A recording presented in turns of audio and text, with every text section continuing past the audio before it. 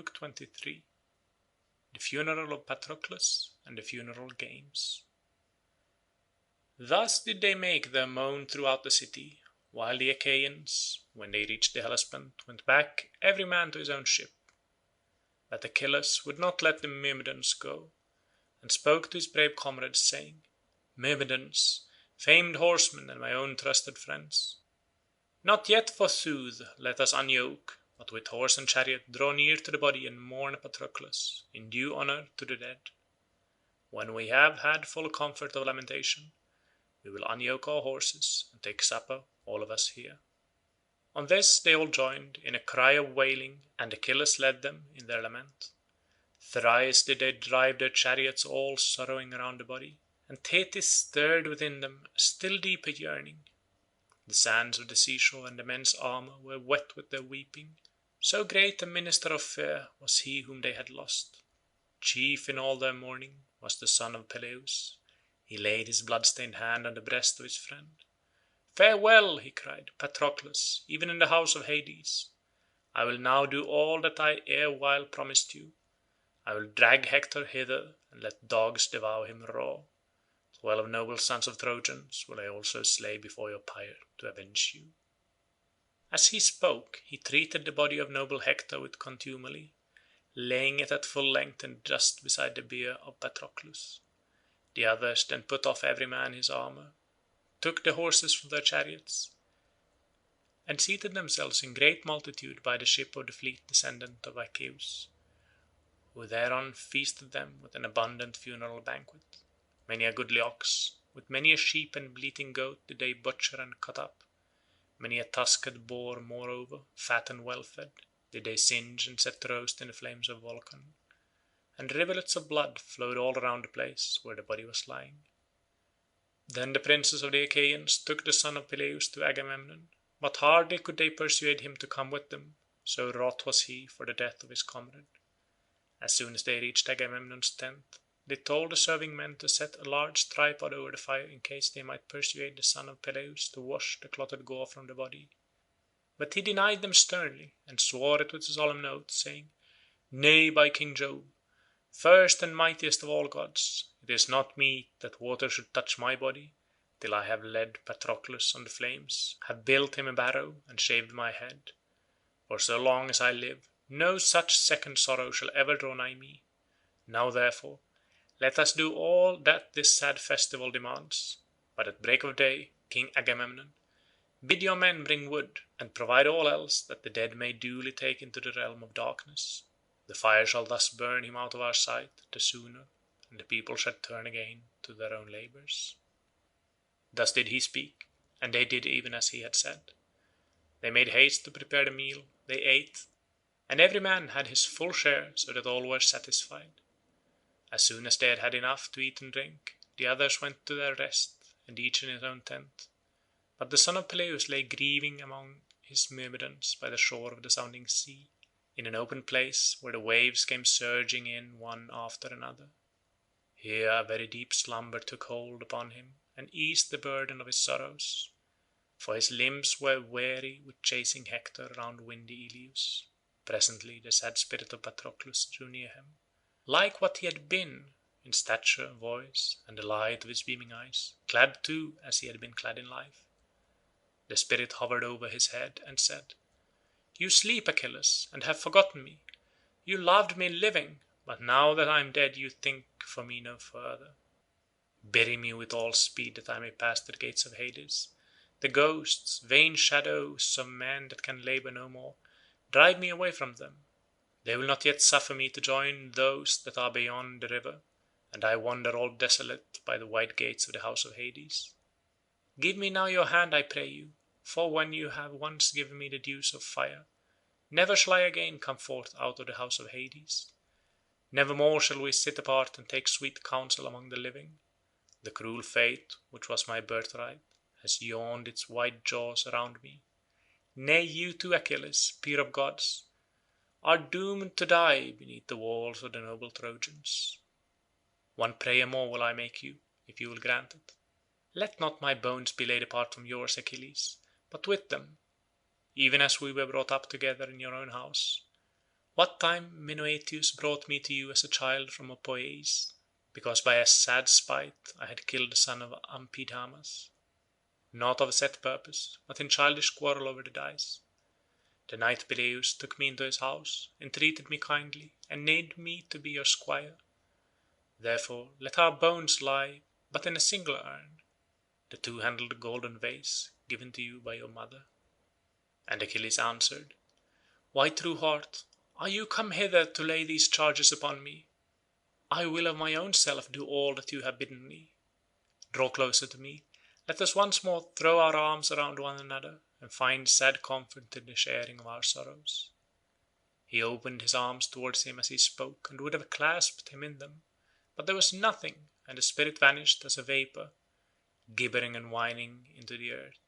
Achilles sprang to his feet, smote his two hands, and made lamentations, saying, "Of a truth, even in the house of Hades there are ghosts and phantoms that have no life in them.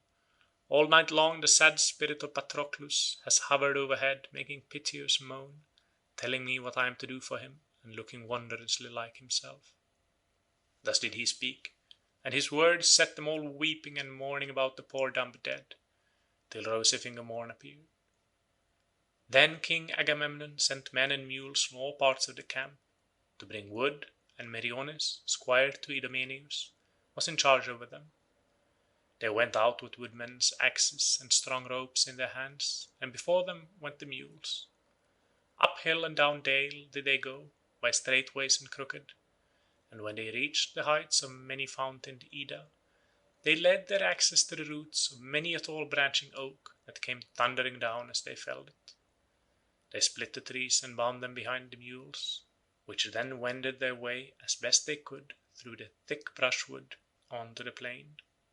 All who had been cutting wood bore logs, for so Meriones squire to Idomeneus had bidden them, and they threw them down in a line upon the seashore at the place where Achilles would make a mighty monument for Patroclus and for himself.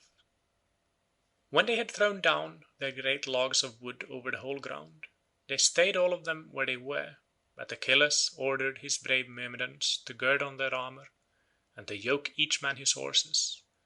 They therefore rose, girded on their armour, and mounted each his chariot, they and their charioteers with them. The chariots went before, and they that were on foot followed as a cloud in their tens of thousands after. In the midst of them his comrades bore Patroclus and covered him with the locks of their hair, which they cut off and threw upon his body. Last came Achilles, with his head bowed for sorrow, so noble a comrade was he taking to the house of Hades. When they came to the place of which Achilles had told them, they laid the body down and built up the wood. Achilles then bethought him of another matter. He went a space away from the pyre, and cut off the yellow lock which he had let grow for the river Spercheius. He looked all sorrowfully out upon the dark sea, and said, "Spercheius, in vain did my father Peleus vow to you that when I returned home to my loved native land, I should cut off this lock and offer you a holy hecatomb.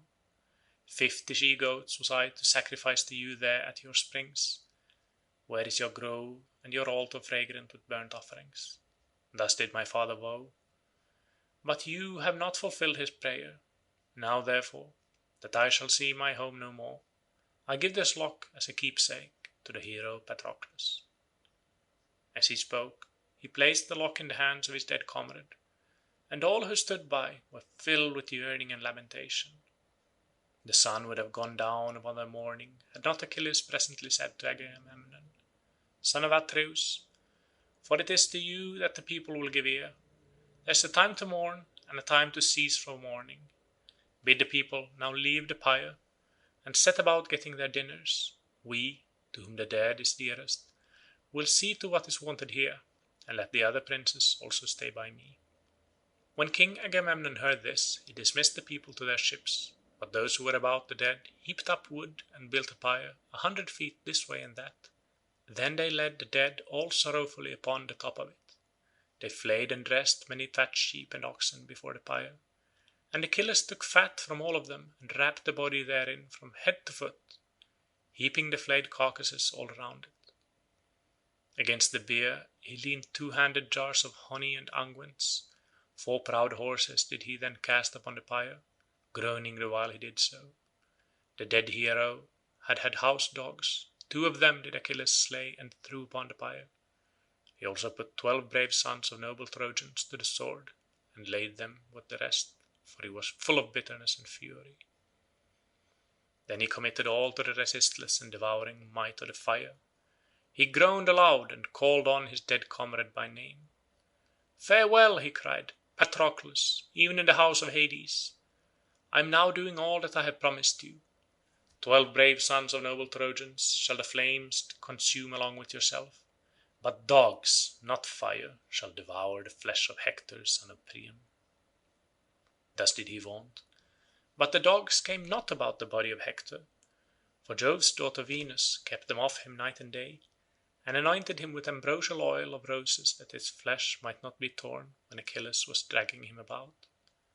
Phoebus Apollo moreover sent a dark cloud from heaven to earth, which gave shade to the whole place where Hector lay, that the heat of the sun might not parch his body. Now the pyre about the dead Patroclus would not kindle. Achilles therefore bethought him of another matter. He went apart and prayed to the 2 winds Boreas and Zephyrus, vowing them goodly offerings. He made them many drink offerings from the golden cup, and besought them to come and help him, that the wood might make haste to kindle and dead bodies be consumed. Fleet Iris heard him praying, and started off to fetch the winds. They were holding high feast in the house of boisterous Zephyrus, when Iris came running up to the stone threshold of the house and stood there. But as soon as they set eyes on her, they all came towards her, and each of them called her to him.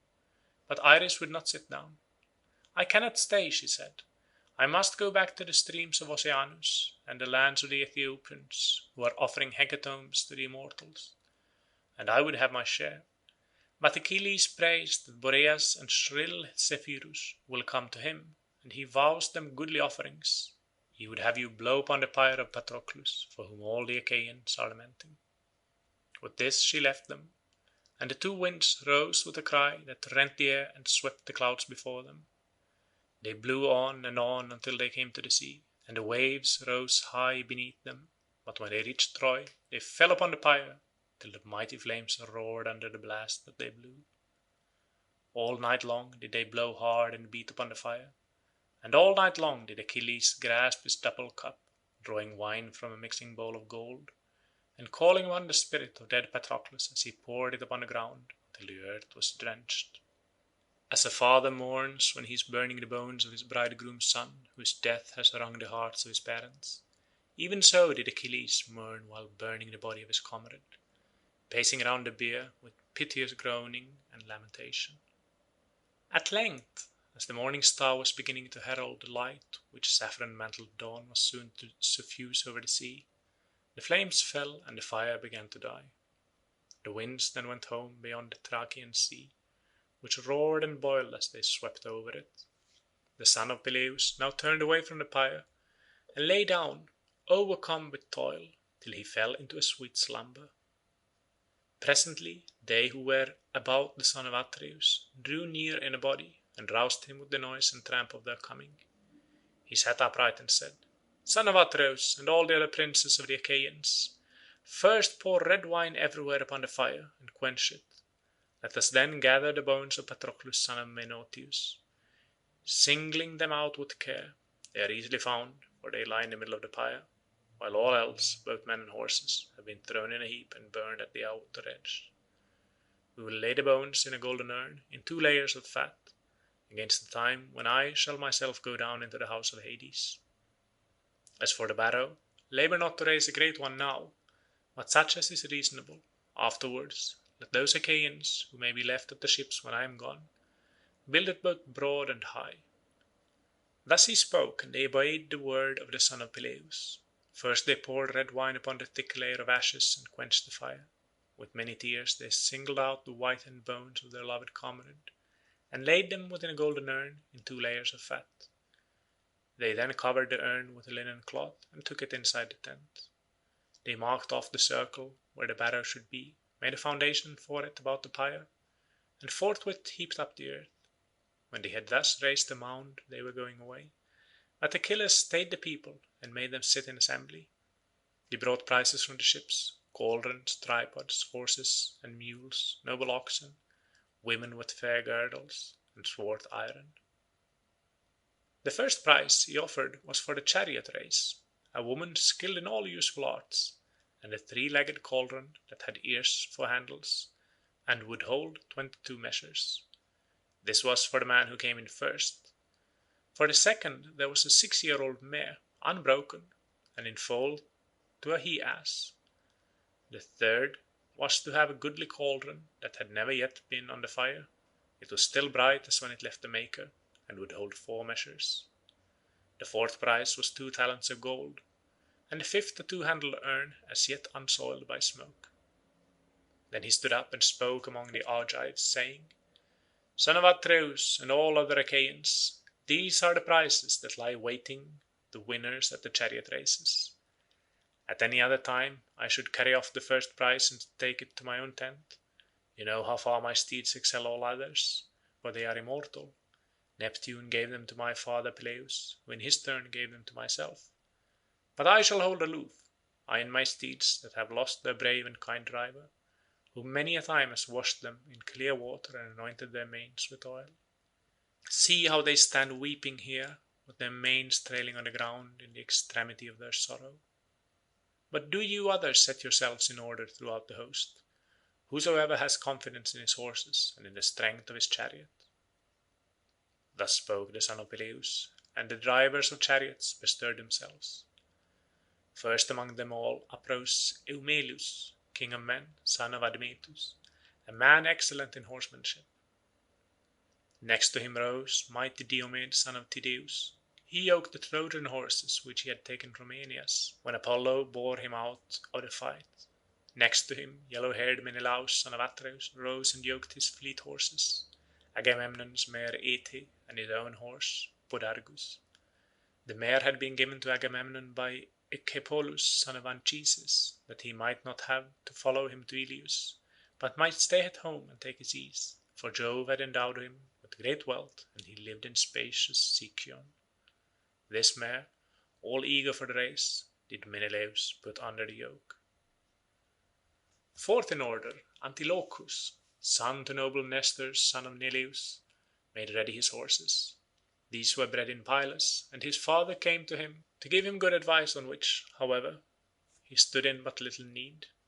"Antilochus," said Nestor, "you are young, but Jove and Neptune have loved you well, and have made you an excellent horseman. I need not therefore say much by way of instruction. You are skilful at wheeling your horses around the post, but the horses themselves are very slow, and it is this that will, I fear, mar your chances. The other drivers know less than you do, but their horses are fleeter. Therefore, my dear son, see if you cannot hit upon some artifice, whereby you may ensure that the prize shall not slip through your fingers. The woodman does more by skill than by brute force. By skill the pilot guides his storm-tossed bark over the sea, and so by skill one driver can beat another. If a man go wide in rounding this way and that, whereas a man who knows what he is doing may have worse horses, but he will keep them well in hand when he sees the doubling post.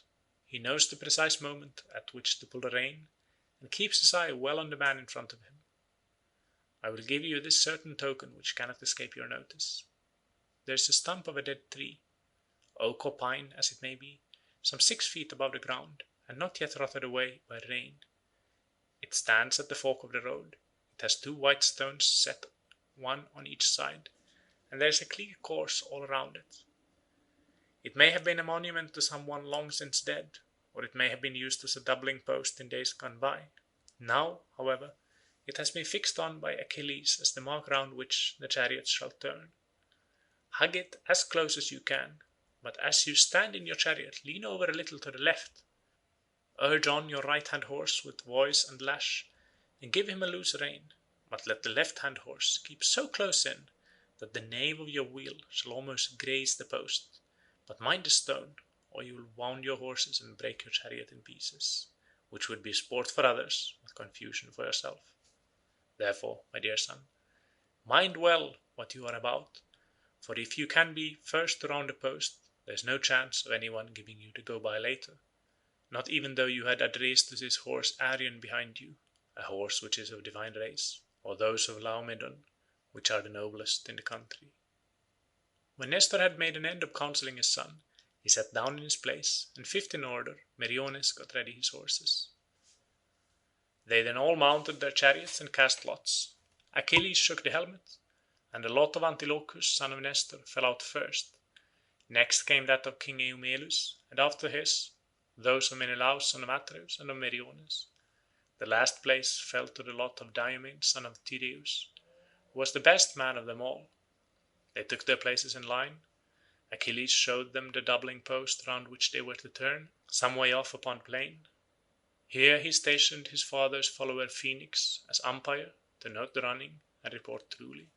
At the same instant they all of them lashed their horses, struck them with the reins, and shouted at them with all their might.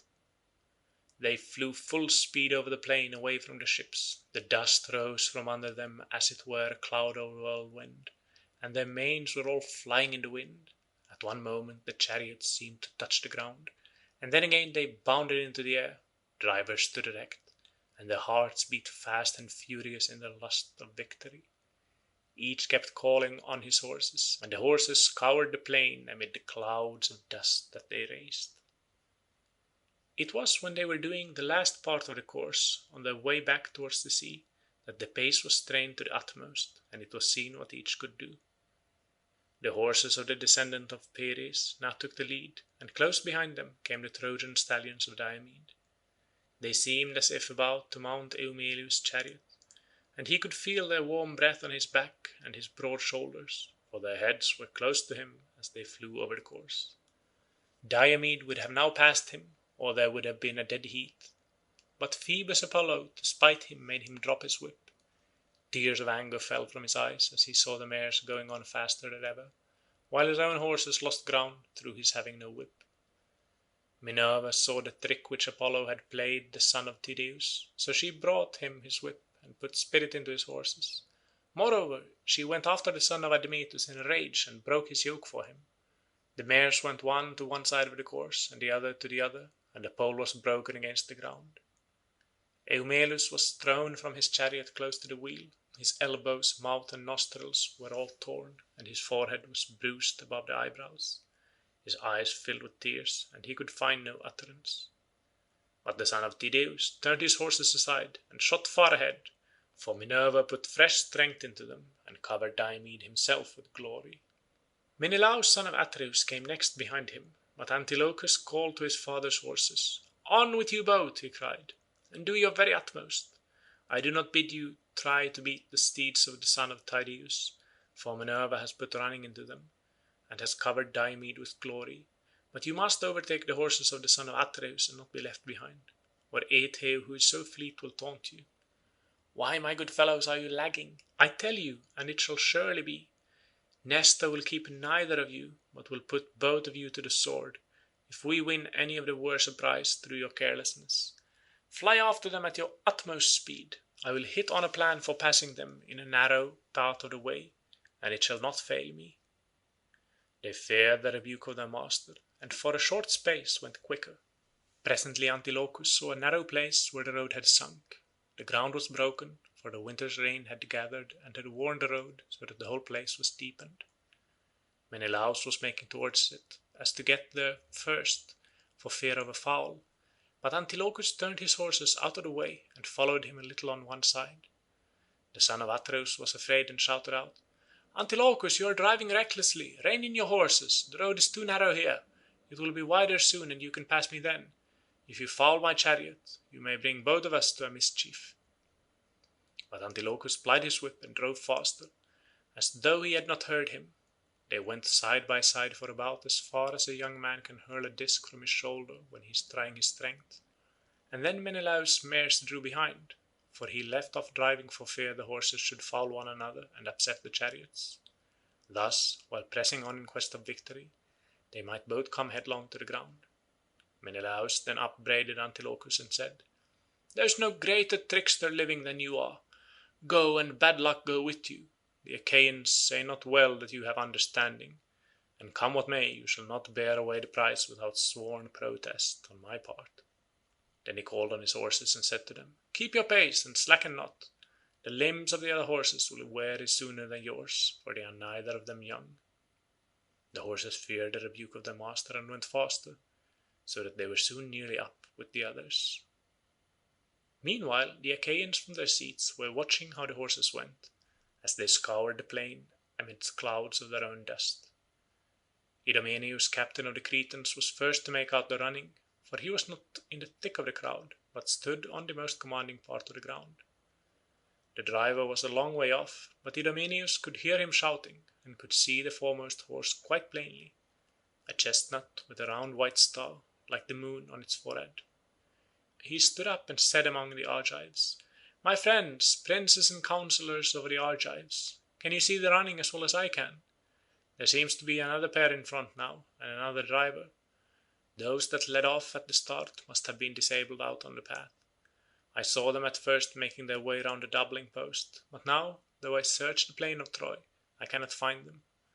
Perhaps the reins fell from the driver's hand so that he lost command of his horses at the doubling post, and could not turn it.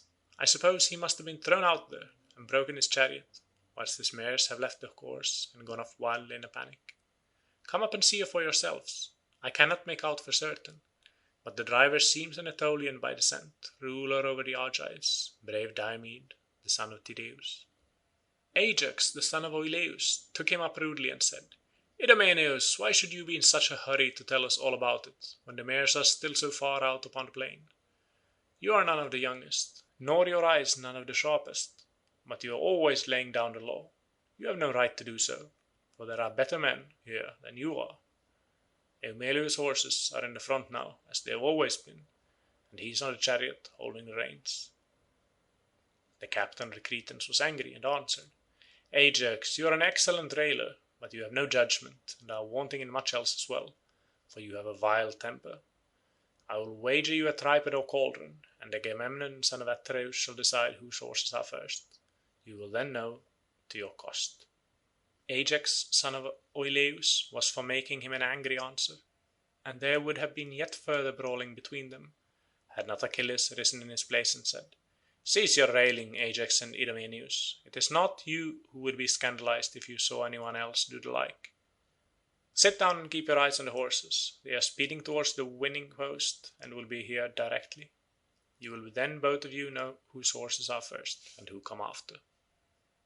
As he was speaking, the son of Tydeus came driving in, plying his whip lustily from his shoulder, and his horses stepping high as they flew over the course. The sand and grit rained thick on the driver, and the chariot inlaid with gold and tin ran close behind his fleet horses. There was little trace of wheel marks in the fine dust, and the horses came flying in at their utmost speed. Diomed stayed them in the middle of the crowd, and the sweat from their manes and chests fell in streams onto the ground. Forthwith he sprang from his goodly chariot, and leaned his whip against his horse's yoke. Brave Sthenelus now lost no time, but at once brought him on the prize, and gave the woman and the ear-handled cauldron to his comrades to take away. Then he unyoked the horses. Next after him came in Antilochus of the race of Neleus, who had passed Menelaus by a trick and not by the fleetness of his horses. But even so Menelaus came in as close behind him as the wheel is to the horse that draws both the chariot and its master. The end hairs of a horse's tail touch the tire of the wheel, and there is never much space between wheel and horse when the chariot is going. Menelaus was no further than this behind Antilochus, though at first he had been a full disc's throw behind him. He had soon caught him up again, for Agamemnon's mare Aete kept pulling stronger and stronger, so that if the course had been longer he would have passed him, and there would not even have been a dead heat. Idomeneus' brave squire Meriones was about a spear's cast behind Menelaus. His horses were slowest of all, and he was the worst driver. Last of them all came the son of Admetus, dragging his chariot and driving his horses on in front.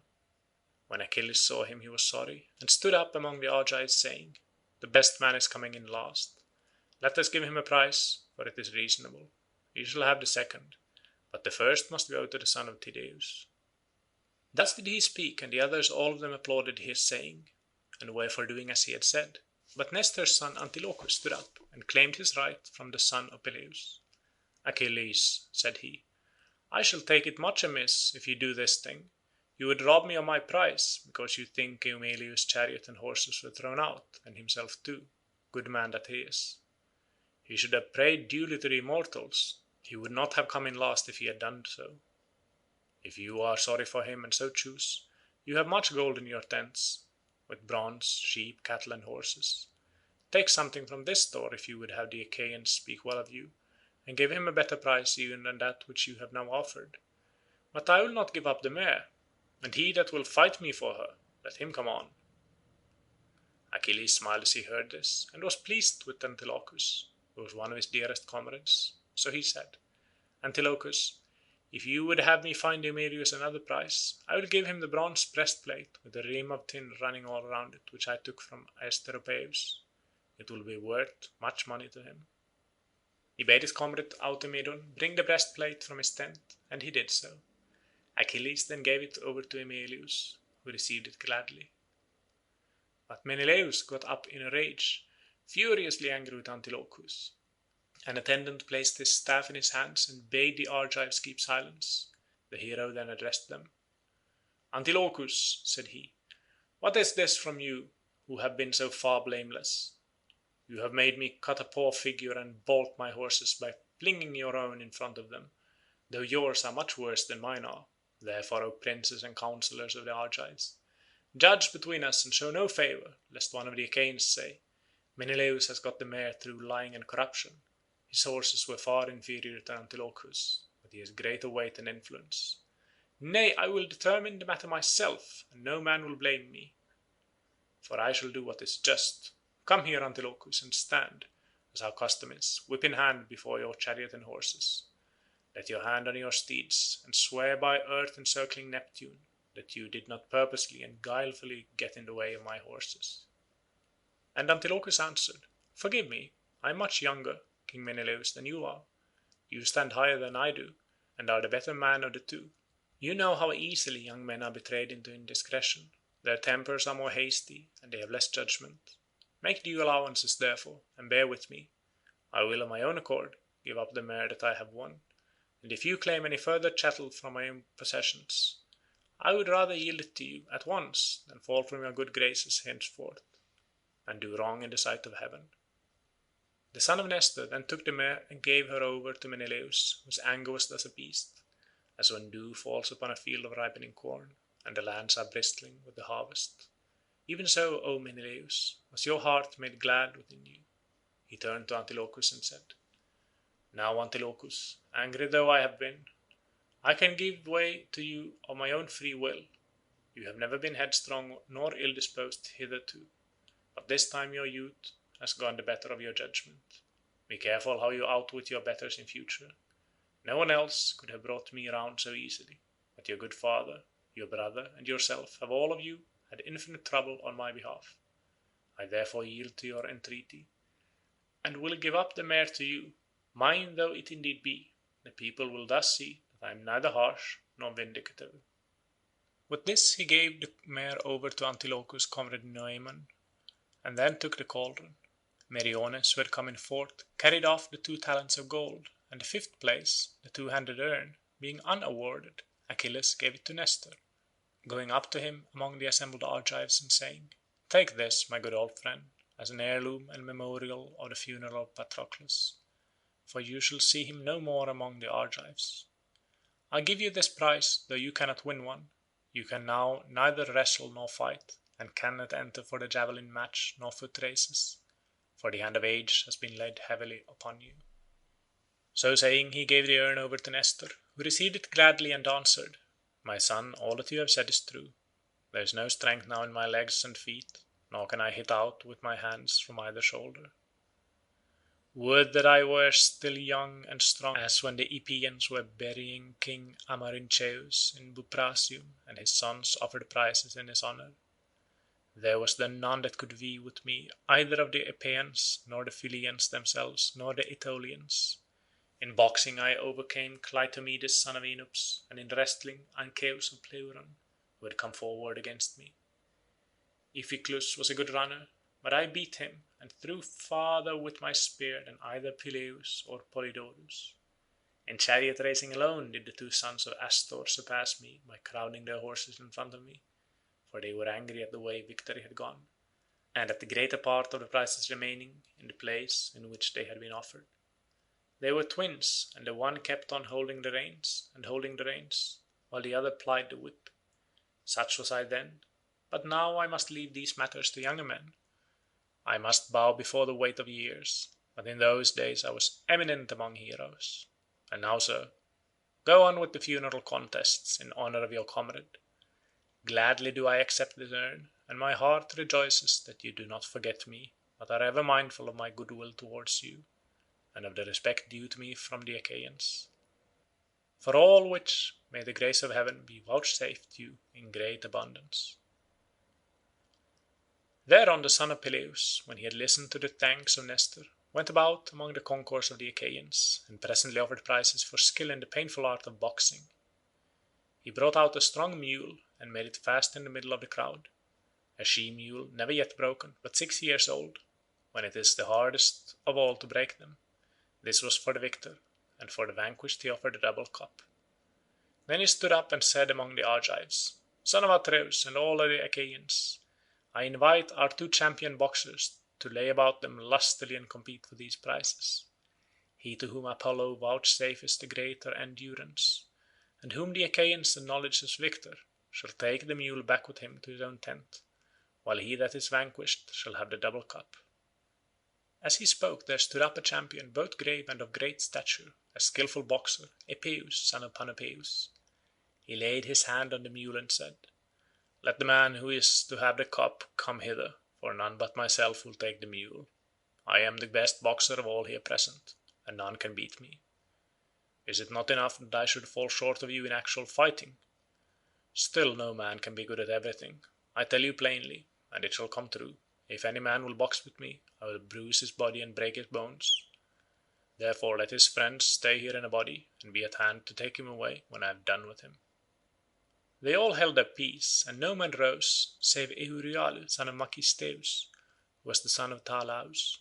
Macisteus went once to Thebes after the fall of Oedipus, to attend his funeral, and he beat all the people of Cadmus.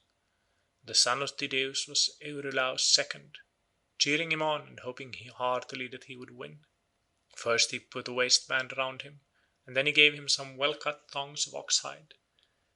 The 2 men, being now girt, went into the middle of the ring, and immediately fell to. Heavily indeed did they punish one another and lay about them with their brawny fists. One could hear the horrid crashing of their jaws, and they sweated from every pore of their skin. Presently Epeus came on and gave Euryalus a blow on his jaw as he was looking round. Euryalus could not keep his legs, they gave way under him in a moment, and he sprang up with a bound, as a fish leaps into the air near some shore that is all bestrewn with sea wrack, when Boreas first the top of the waves, and then falls back into the deep water. But noble Epeus caught hold of him and raised him up. His comrades also came round him and led him from the ring, unsteady in his gait, his head hanging on one side, and spitting great clots of gore. They set him down in a swoon, and then went to fetch the double cup. The son of Peleus now brought out the prizes for the 3rd contest, and showed them to the Argives. These were for the painful art of wrestling. For the winner there was a great tripod ready for setting upon the fire, and the Achaeans valued it among themselves at 12 oxen. For the loser he brought out a woman skilled in all manners of arts, and they valued her at 4 oxen. He rose and said among the Argives, "Stand forward, you who will essay this contest." Forthwith rose great Ajax, the son of Telamon, and crafty Ulysses, full of wiles, rose also. The 2 girded themselves and went into the middle of the ring. They gripped each other in their strong hands like the rafters which some master builder frames for the roof of a high house to keep the wind out. Their backbones cracked as they tugged at one another with their mighty arms, and sweat rained from them in torrents. Many a bloody weal sprang up on their sides and shoulders, but they kept on striving with might and main for victory and to win the tripod. Ulysses could not throw Ajax, nor Ajax him. Ulysses was too strong for him, but when the Achaeans began to tire of watching them, Ajax said to Ulysses, "Ulysses, noble son of Laertes, you shall either lift me or I you, and let Jove settle it between us." He lifted him from the ground as he spoke, but Ulysses did not forget his cunning. He hit Ajax in the hollow at the back of his knee, so that he could not keep his feet, but fell on his back with Ulysses lying upon his chest, and all who saw it marvelled. Then Ulysses in turn lifted Ajax and stirred him a little from the ground, but could not lift him right off it. His knees sank under him, and the two fell side by side on the ground, and were all begrimed with dust. They now sprang towards one another, and were for wrestling yet a third time. But Achilles rose and stayed them. "Put not each other further," said he, "to such cruel suffering. The victory is with both alike. Take each of you an equal prize, and let the other Achaeans now compete."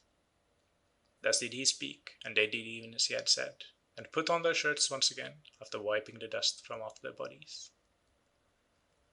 The son of Peleus then offered prizes for speed in running, a mixing bowl beautifully wrought of pure silver. It would hold 6 measures, and far exceeded all others in the whole world for beauty. It was the work of cunning artificers in Sidon, and had been brought into port by Phoenicians from beyond the sea, who had made a present of it to Thoas. Eueneus son of Jason had given it to Patroclus in ransom of Priam's son Lycaon, and Achilles now offered it as a prize in honour of his comrade to him who should be the swiftest runner. For the second prize he offered a large ox well fattened, while for the last there was to be half a talent of gold. He then rose and said among the Argives, "Stand forward, you who will essay this contest." Forthwith up rose fleet Ajax son of Oileus, with cunning Ulysses, and Nestor's son Antilochus, the fastest runner among all the youth of his time. They stood side by side, and Achilles showed them the goal. The course was set out for them from the starting post, and the son of Oileus took the lead at once, with Ulysses as close behind him as the shuttle is to a woman's bosom when she throws the woof across the warp and holds it close up to her. Even so close behind him was Ulysses, treading in his footprints before the dust could settle there, and Ajax could feel his breath on the back of his head as he ran swiftly on. The Achaeans all shouted applause as they saw him straining his utmost, and cheered him as he shot past them. But when they were now nearing the end of the course, Ulysses prayed inwardly to Minerva. "Hear me," he cried, "and help my feet, O goddess."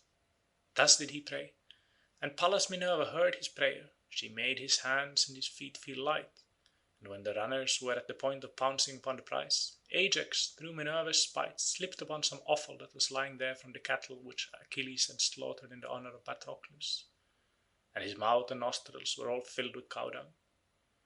Ulysses therefore carried off the mixing bowl, for he got before Ajax and came in first. But Ajax took the ox and strewed his hand on one of its horns, spitting the dung out of his mouth. Then he said to the Argives, "Alas, the goddess has spoiled my running. She watches over Ulysses and stands by him as though she were his own mother." Thus did he speak, and they all of them laughed heartily. Antilochus carried off the last prize, and smiled as he said to the bystanders, "You all see, my friends, that now too the gods have shown their respect for seniority. Ajax is somewhat older than I am, and as for Ulysses, he belongs to an earlier generation.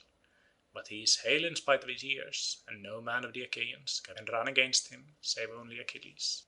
He said this to pay a compliment to the son of Peleus, and Achilles answered, "Antilochus, you shall not have praised me to no purpose. I shall give you an additional half talent of gold." He then gave the half talent to Antilochus, who received it gladly. Then the son of Peleus brought out the spear, helmet, and shield that had been worn by Sarpedon, and were taken from him by Patroclus. He stood up and said among the Argives, "We bid 2 champions put on their armour, take their keen blades, and make trial of one another in the presence of the multitude. Whichever of them can first wound the flesh of the other, cut through his armour and draw blood, to him will I give this goodly Thracian sword inlaid with silver, which I took from Asteropaeus. But the armour let both hold in partnership, and I will give each of them a hearty meal in my own tent." Forthwith uprose great Ajax the son of Telamon, as also mighty Diomed son of Tydeus. When they had put on their armour each on his own side of the ring, they both went into the middle eager to engage, and with fire flashing from their eyes. The Achaeans marvelled as they beheld them, and when the two were now close up with one another, thrice did they spring forward and thrice tried to strike each other in close combat. Ajax pierced Diomed's round shield, but did not draw blood, for the cuirass beneath the shield protected him. Thereon the son of Tydeus, from over his huge shield, kept aiming continuously at Ajax's neck with the point of his spear. And the Achaeans, alarmed for his safety, bade them leave off fighting and divide the prize between them. Achilles then gave the great sword to the son of Tydeus, with its scabbard, and the leathern belt with which to hang it. Achilles next offered the massive iron quoit, which mighty Eetion had erewhile been used to hurl, until Achilles had slain him and carried it off in his ships among with other spoils. He stood up and said among the Argives, "Stand forward, you who would essay this contest. He who wins it will have a store of iron that will last him 5 years as they go rolling round. And if his fair fields lie far from a town, his shepherd or ploughman will not have to make a journey to buy iron, for he will have a stock of it on his own premises." Then uprose the mighty men, Polypoetes and Leonteus, with Ajax son of Telamon and noble Epeus. They stood up one after the other, and Epeus took the quoit, whirled it, and flung it from him, which set all the Achaeans laughing. After him threw Leonteus of the race of Mars.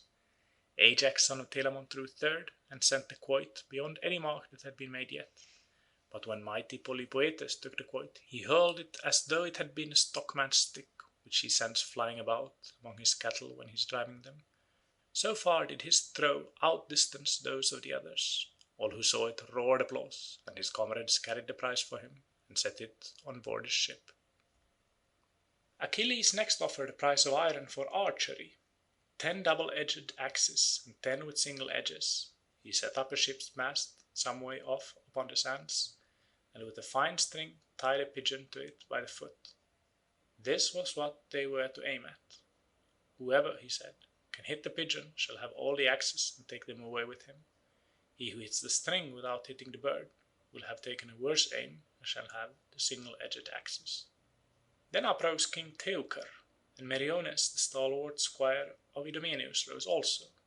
They cast lots in a bronze helmet, and the lot of Teucer fell first. He let fly with his arrow forthwith, but he did not promise hecatombs of fistling lambs to King Apollo, and missed his bird, for Apollo foiled his aim. But he hit the string with which the bird was tied near its foot. The arrow cut the string clean through, so that it hung down towards the ground, while the bird flew up into the sky, and the Achaeans shouted applause. Meriones, who had his arrow ready while Teucer was aiming, snatched the bow out of his hand, and at once promised that he would sacrifice a hecatomb of firstling lambs to Apollo, lord of the bow. Then, espying the pigeon high up under the clouds, he hit her in the middle of the wing as she was circling upward. The arrow went clean through the wing and fixed itself in the ground at Meriones' feet. But the bird perched on the ship's mast, hanging her head, and with all her feathers drooping. The life went out of her, and she fell heavily from the mast. Meriones, therefore, took all the 10 double-edged axes, while Teucer bore off the single-edged ones to his ships. Then the son of Peleus brought in a spear and a cauldron that had never been on the fire. It was worth an ox, and was chased with a pattern of flowers. And those that threw the javelin stood up, to wit the son of Atreus, king of men Agamemnon, and Meriones, stalwart squire of Idomeneus. But Achilles spoke, saying, "Son of Atreus, we know how far you excel all others, both in power and in throwing the javelin. Take the cauldron back with you to your ships, but if it so pleases you, let us give the spear to Meriones. This, at least, is what I should myself wish." King Agamemnon assented. So he gave the bronze spear to Meriones, and handed the goodly cauldron to Talthybius, his esquire. End of Book 23. Recording by Måns Bro, Helsingfors, Finland.